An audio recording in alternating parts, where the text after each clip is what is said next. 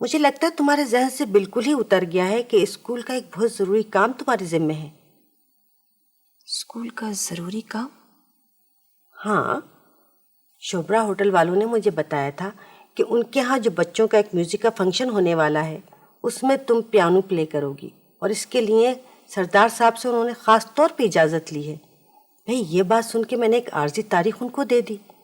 اب تمام انتظامات مکمل کرنے کے بعد وہ فائنل ڈیٹ مانگ رہے ہیں۔ لیکن مجھے تو نہیں معلوم۔ نہیں معلوم؟ لیکن ان کا مینیجر جہازیب تو بڑے وثوق سے کہہ رہا تھا کہ تمہارے گھر آیا تھا اور تم سے خود بات کی تھی۔